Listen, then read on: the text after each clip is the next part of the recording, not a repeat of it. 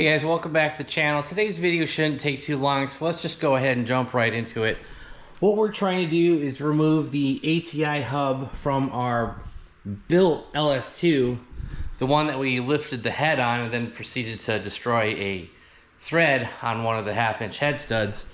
So we're trying to remove that harmonic balancer, and you guys just saw the Maddox box next to it. Now if you guys have a stock harmonic balancer with a LS, it doesn't matter, LS1, LS2, LS3, this setup will not work simply because the main threading tool, this one right here, that main little bit right there, is not long enough to thread into the block. But I specifically looked into the comment section of the Harbor Freight website. Multiple people commented you could use this Maddox tool with a ATI harmonic balancer. Now, like I said, won't work with the stock setup. If you guys have a stock harmonic balancer, you're going to use the more traditional one like this from OEM. I'll provide a link down for that below. I tried to use that this time, but the hub stopped coming off of the crank. So I think I left one of the locking pins in there, so I'm actually going to use my install tool to screw that back into the block, try to pull those pins out,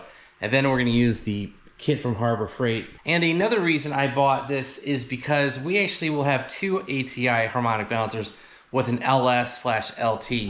You guys will remember the LT4 from the previous video. Well, that has a harmonic balancer as well from ATI. I haven't shown that on video. So now that we have two of these balancers, they need a specific tool. I went ahead and picked up the kit from Harbor Freight. Now, ATI sells a kit. It's like almost $300, which is more than half the price of one of these harmonic balancers. It's like, why is the install tool double the, almost the same price? Summit Racing sells pretty much the same kit. Again, almost $300. I think it's like $280, something like that. This kit from Harbor Freight rang up just, I think they retail for like $84.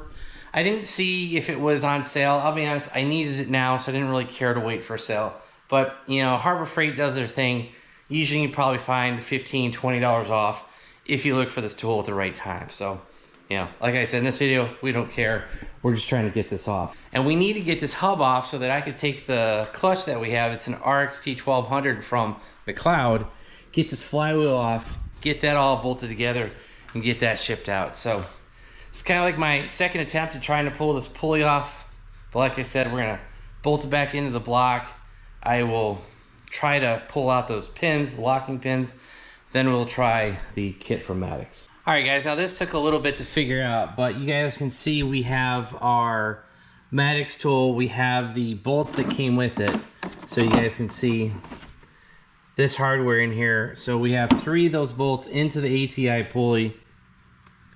I then threaded the install tool, then they come with these little stubby pieces over here. Put one of those pieces in the end, and to basically loosen this thing up, I tightened everything down, put a wrench on this end just to hold the main shaft straight, make sure it doesn't spin anywhere. Also, I do have a block off tool over in the back that has locked the flywheel in. That is in place. Then we're using our big wrench here and using that to loosen the nut here that is spinning against this back flange here, and it is starting to pull the hub away from the crank and the engine block.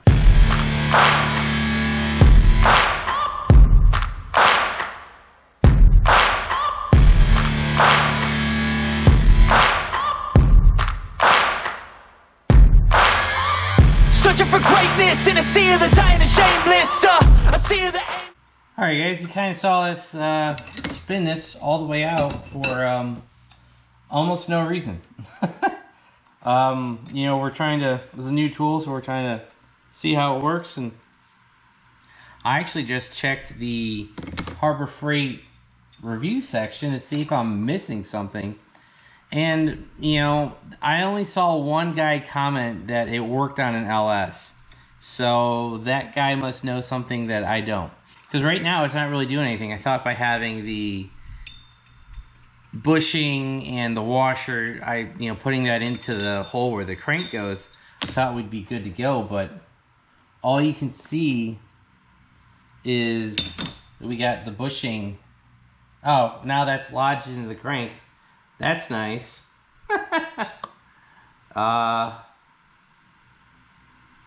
Yeah, that's interesting. I didn't think you could do that.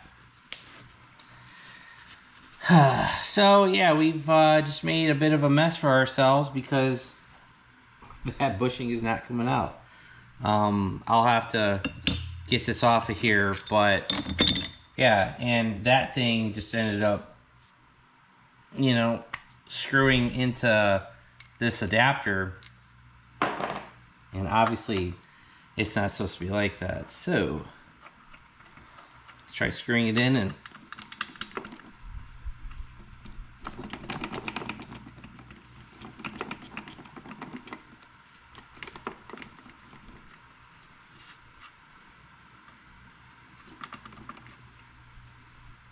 so all we've really managed to do is screw this up. This washer was relatively flat. It had a little bit of a compression to it.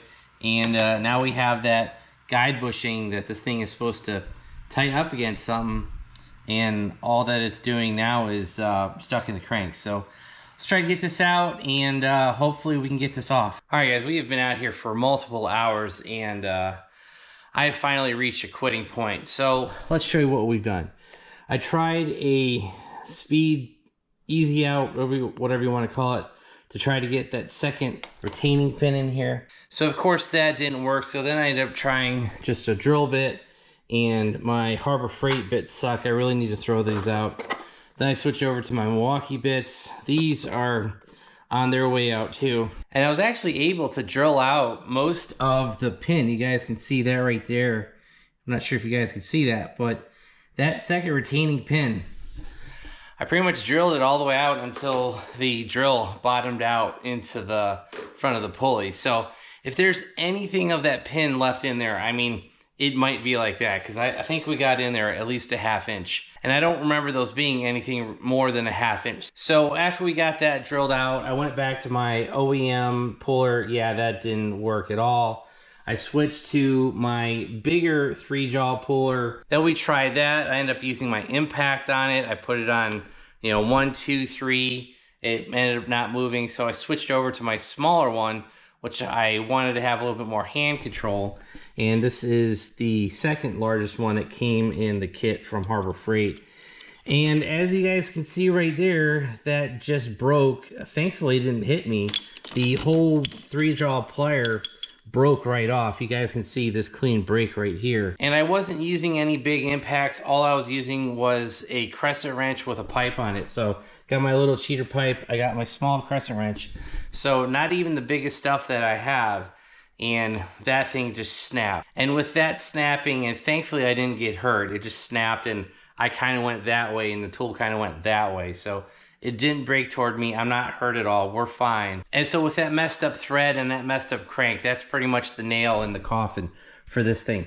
I already thought we were going to scrap it. I just hadn't made a final decision. But with that screwed up hole up there at the top and this crank issue, we're pretty much done with this thing. There's nothing we can do with it. So what we'll do is we'll throw this up on the engine stand, flip this over. We're basically going to take out the rod and piston, because that's really the only thing that's good on this block. Throw those up on eBay's used forged rotating assembly. The crank is trash, kind of like I said. As far as the camshaft, I have no idea what we're going to do with that.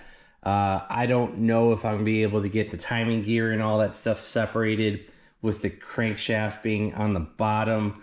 I mean, we could definitely pull the pistons out. That won't be an issue, but the cam, that's kind of one piece with the crank right now, and this cover's stuck on there because, we're only going to be able to pull this off like a ½ inch. And yeah, so maybe the cam gets trashed too. I don't know. If we could save it, we will. The rod and piston we will definitely be able to save, but I think that's going to be about it. Yeah, it kind of sucks. We're going to lose some money on the hub and the cam and that stuff, but oh well. I mean, we're going to have a third engine block here soon, and I really don't want 3 engines here. And if we can part this thing out and scrap this thing, that really does clear up some space, because you guys will know that the new car is in here, and we're tight for space. So getting rid of a third block, I'm totally fine with that. One quick update before we go. We could have avoided this whole mess if we had the proper ATI adapter. I didn't realize that people buy different harmonic balancer install tools. But if you use the LS Insert from ATI, it's like $32 on Jags. We actually just ordered that. That will actually screw into the main install tool that you have. So that main shaft that we were trying to put inside of the crank, well, you stick that little 5-inch adapter on the end of that. Those two will screw together, and that will fully tighten down through the threads in the crank. And that way, when you're trying to pull the harmonic balancer away from the crank, that shaft stays there. That main nut on the removal tool will actually, when you twist it left to loosen it, it will ride on that shaft, which is screwed into the crank. That will allow this whole setup to work properly, and you have, you know, a full solid engagement into the crankshaft. You're pulling against it, and it should pull the hub right off of the crank. The fact that we had that little adapter piece that had pushed its way through the washer into the crank and it got stuck, yeah, that wasn't helping anything. So lesson learned, you can use the Harbor Freight adapter, get that install piece from ATI, and you should be good to go. And so yeah, that's basically it for today's video. It sucks we did all this work for pretty much nothing, but it is what it is. Get that rod and piston out of here, make some money back, and throw that money toward the 427. Yeah, that's one positive outlook at that. So yeah, that's gonna be it for today's video. I hope you guys enjoyed it. If you did, hit that like button. If you guys want to see more content on this, especially the 427 coming up, that is about to get machined, so we'll get you some updates on that. Hit that subscribe button, turn on your bell notifications. If you guys want to help support the channel, check out all the links down below. I'll probably be able to link some of the parts that we used today, that OEM puller, maybe the big puller. Check out all those links. Oh, and also make sure you check out our website, BonecrrusherSS.com. Any support you give there goes right back into the channel. And if you guys would be interested in that rod and piston, that will be linked on eBay pretty soon. If you go to the store, click on used car parts, that links you to the eBay site. And that's pretty much gonna be it. Thanks, guys. Have a great one.